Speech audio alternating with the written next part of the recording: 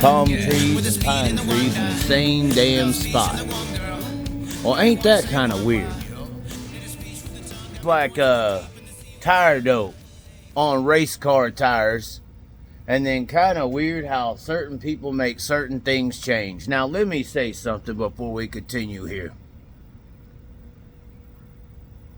I have a feeling, very strong feeling, that this, once again, tire wizard deal that I've been trying to tell y'all about is very real.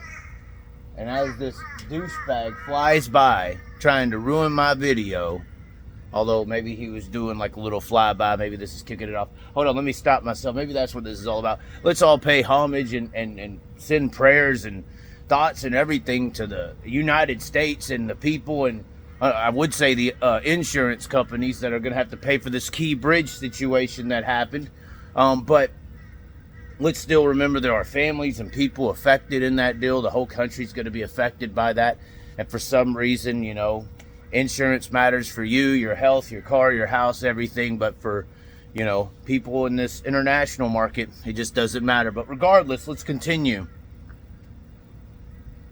The biggest crock of shit I've seen, I just have to say it, in this whole entire debacle situation is the interviews I've seen take place with Bubba the Love Sponge and Tyler Erb and Erb Moran. And I ain't even talking about Tyler Erb and Erb Moran, but y'all should have called his ass out almost immediately when he started talking about putting stuff into the dirt, soil treatments and all this stuff that could cause these tires to pop positively.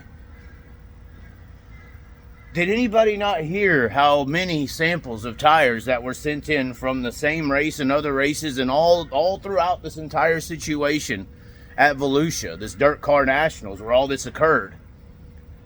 If that was the case, if it was this treatment in some soil or whatever, then wouldn't everybody's tires be bad? Wouldn't they all be negative? And they weren't, obviously. There was plenty of tires that actually passed and were good to go. Now, a separate subject has slowly became that, you know, penalties and this and that are being adjusted, and the politics are playing favorites. Well, surprise to fucking prize. Who is new to that idea? Who knew that you can make a few phone calls and rattle a few cages and make differences in the dirt late model world? Oh, that's eye-opening for some people? Why do you think some people who get into that dirt late model world get the fuck out? Because it's so like, oh my God, I didn't know this is how it works. So I really don't understand what everybody is so freaked out about in these things. I mean, I saw Ricky Thornton Jr. say, what the hell, slap on the wrist then, huh? Let's just make it legal. All this confusion is, as far as, if you know this happened, if all the evidence is sustainable and everything's occurring, why are, you know, these penalties and things being moved around? Why are suspensions changing? Why is this happening? Why is that happening?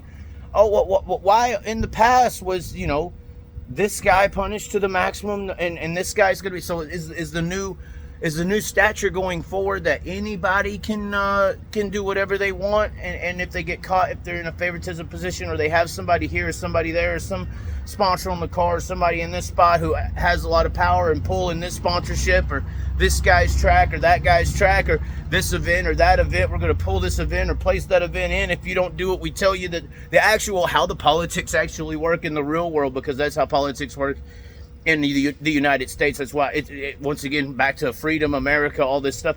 That's why America's more so a capitalist, or a corporatistic based communism, because the people with the money and the ones who run everything actually tell people what to do, and it's based on what the corporate allowances will be. Now, maybe small businesses in this dirt late model world that goes around and tells people what they're going to do and how they're going to do it, because we have this track and we have that event, or we have this much money we invested into your product, and if you don't allow this guy to have this guy, then we're not going to let you have this event or that event. I'm just saying, this is how the cycle goes. In just the real politics, it's like, you know, more money and more important things. But at the end of the day, everything's being controlled by what people want. And what do people want? They want to see Bobby Pierce on the racetrack, right? That's what sells tickets. That's what makes people happy.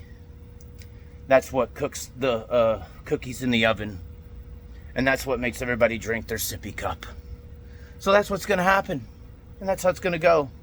Fairness and, you know, American merit, throw that shit out the window.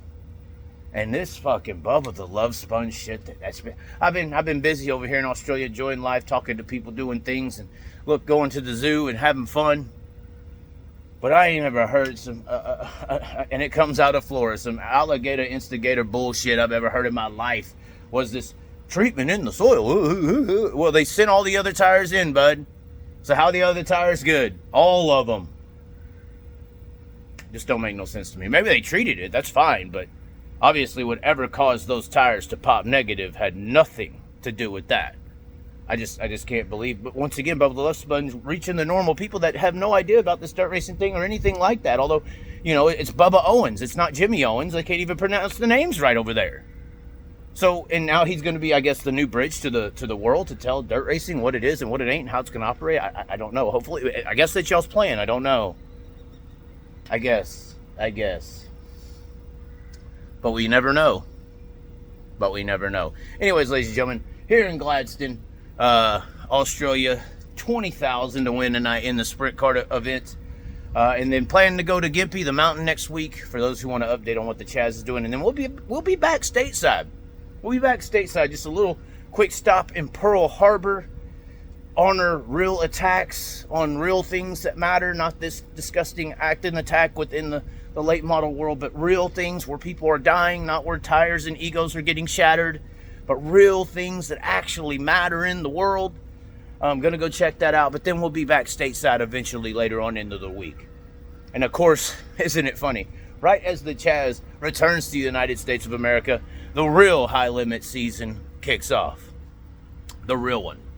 Not the fake one, not the bullshit, not the baby one. Not the we're going to experiment here at Golden Isle and have no chance.